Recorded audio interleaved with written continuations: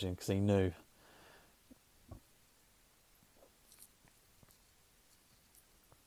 Iconic Hulk Hogan sort of attire here. This is probably what most of the figures that you'd remember, the small ones he used to have. He used to have like two different types. He used to have one with the top on and one with the top off.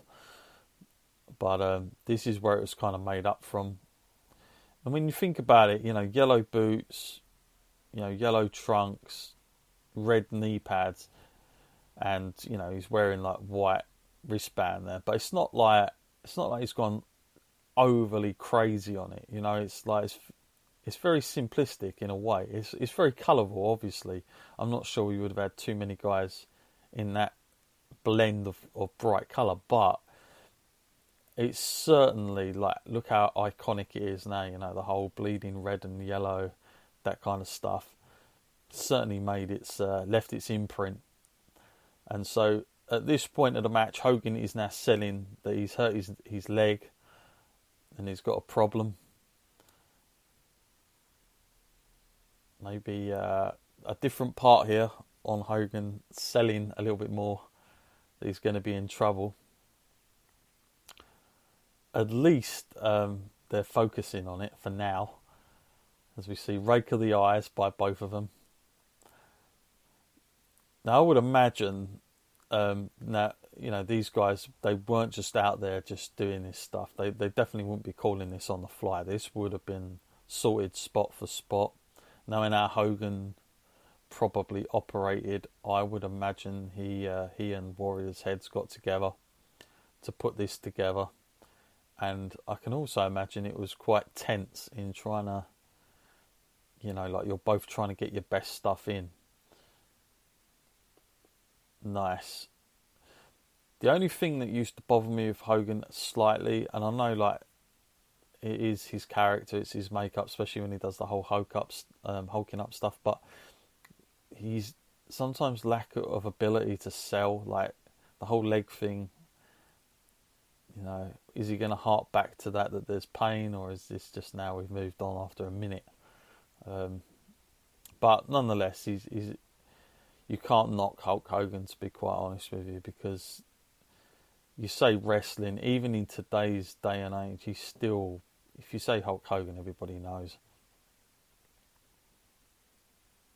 I don't think there'll ever be anyone at one time, and you've got to remember, you've got to go back to the times we're at here. This is when an extraordinary amount of people were watching wrestling. Nowadays, not so much.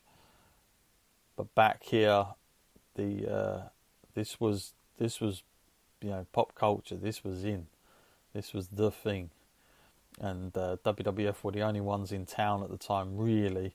Even though WCW were kind of just forming, this was the show. This was the place to want to be. So Hogan there, like, it's probably unlike Hogan to be using like shots like that, like fist shots against Warrior. And here's some chops, some punches going in. Good selling there from Warrior. The whole face paint has totally gone. Obviously, they didn't have the stuff that maybe they have now, where that stuff might last a lot longer. What a nightmare to be sitting back there doing all that, and then you go out and it just gets ruined, in like literally the first part of the match, as we see another panned out shot of the Sky Dome. Massive entranceway, although not, of course, as massive as the whole rampway that we got a couple of years ago at WrestleMania, which was just really stupid size. Bigger, badder, better. That's what WWE's tagline is always at the moment. I think bigger. I wouldn't really say I'd go with that.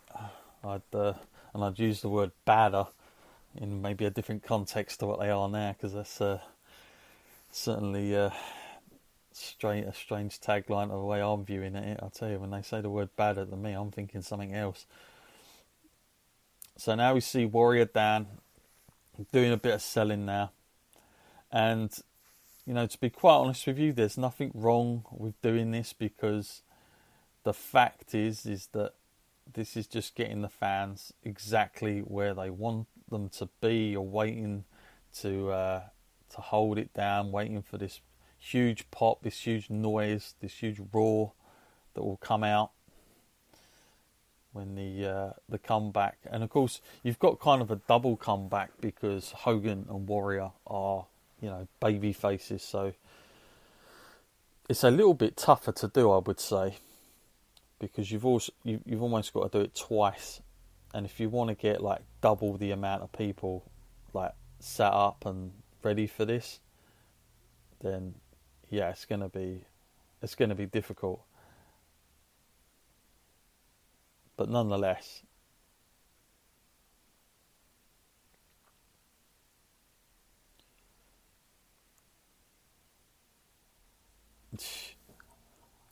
and Hogan just literally going back to the headlock. Warrior is jacked. I mean, I don't know what he was jacked on, but he is jacked. You can tell. This guy, damn. So Warrior, I had about 3 figures of Warrior at the time when I was a kid, but the bloody, I don't know if anybody recalls this, but the hands used to the fingers used to rub off because they were made like crazy big. That's a great shot there of the fans in the background. I love that. But yeah, the bloody figures, they were a nightmare for WWF sometimes, because stuff would just break off. So I ended up buying about 3 of them. One of them, to this day, is still never been opened. It's worth quite a fair penny. As we see, this is double clothesline. Would have seen that, of course, from the Royal Rumble. Very iconic. They loved that. They probably thought to themselves, "This one works. Let's keep. Let's not leave that out of the match." Double clothesline. Now you got the count on from Hebner now. Great to watch fans' reactions in the background now. You really gauge how much people were engaged in this actual match. Like, they're really a part of it. It's something, whenever I go back and watch like old archive stuff, I'm always taken back by how much the whole society of wrestling, the community of wrestling fans was different. How involved they were, but from a good point of view. And I think it's so missing now. It's one of the extremely key ingredients that is really, really missing, is the way the fans are. But I genuinely believe it's WWE's own fault for the way they've educated their audience now, especially with this whole backstage show, the way they just talk about it as a show. As we see Warrior, oh my god, I haven't seen this for a little bit. Maybe thought I knew this match well, but there he is. He's getting psyched up.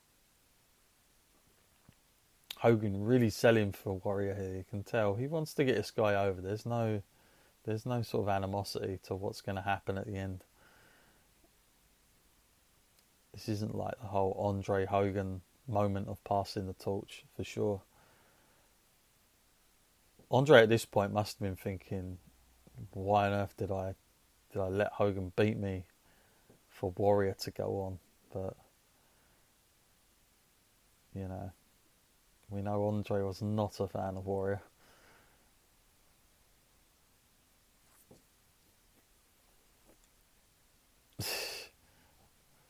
Fans in the background there, going like a vest top. Fantastic. Suplex. Wow. Suplex from Warrior. Not sure how many times that happened, but it was good. Hogan took it well.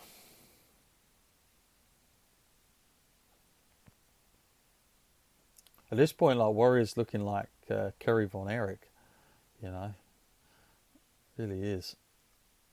I think if it had been Kerry Von Erich, because he had the body, don't forget. But if he hadn't had the accident, the motorbike accident with his foot, Kerry in this position, if he was playing the Warrior, or even as Kerry Von Erich, but they wouldn't do that because WWF at the time didn't like using people's names, and even though the Von Erichs are like, come on, the Von Erichs.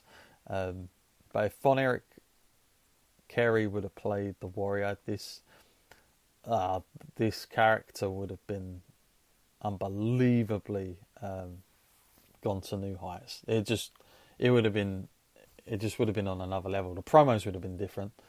Don't think they would have been as intense and as crazy, as wacky as the Warriors were, Jim Hellwig's versions. But in terms of the in-ring and the longevity of it, I think Kerry would have been probably the ideal fit for the Warrior, in my opinion.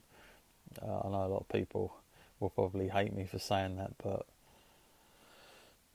so now we see Hogan selling again. There's like the whole bear hug. This is good, and again, like I said at the start of this match, they don't have to go like 10, 20 miles an hour. Like, this is just, you've got the fans in the palm of your hand. During the main event, at this point, by the way, it's worth pointing out, there's been a lot of matches before this match comes on. So the fans are like, this is the 15th match of the entire show. So a lot of the matches, they were quite short and sweet. Like, the longest match before this went to 11 minutes 50 seconds, but you know, the rest very much like an averaged around sort of 5 minutes. So they weren't kind of being like exhausted like they are today. Like today they'll do matches like half an hour long, got crazy entrances. If they were to do 15 matches, but 15 matches like this, it would work so much better. But the main event was the main event back then. You didn't have like 3 or 4 main events or 3 or 4 big title matches. The main event was pretty much what you sold the pay-per-view on. And of course, very different time. WrestleMania was not it wasn't something that people bought a year in advance. This was not the name that it is today. People are buying the brand today. As you see, good spot there. Liked that a lot. Very well executed. Referee out of the match. Warrior plows into him. That ref must have been like, holy crap, when you got the Warrior coming towards you, knowing that spot was going to take place. Knowing how Warrior can be quite stiff as well. Warrior top rope. But yeah, going back to like when they sell these WrestleManias back then, they had to sell it on the main event. So people would have only been buying their tickets from like January for WrestleMania. Pay-per-views, you'd have had to have been hyped by this kind of main event. That is, for me, that's the spot I really dislike about the match. It just looks so... I guess it probably looked like when they were talking about discussing it, probably like the image they had in their head, that would look good, but oh man, that just didn't work for me. So Hogan's got no ref, can't get the ref up. It's been a little bit of a heel there, trying to get him up, wasn't he? There we go. Backdrop. Cover, no ref. Fans are absolutely furious. Also with the fans, like, check out what everybody is wearing. Man, this is like, it's a completely different genre of fans, isn't it? The mullets are in fashion here, I can tell. There we go, the ref. 1, 2. Yo, Vince McMahon commentating. Fantastic. Unbelievable. That's what he would have been saying back then. But of course we had Gorilla, Jesse Ventura. These two, by the way, I loved the announce team, the combination. Just how sarcastic Jesse was. Here we go. 1, 2. He's back up again.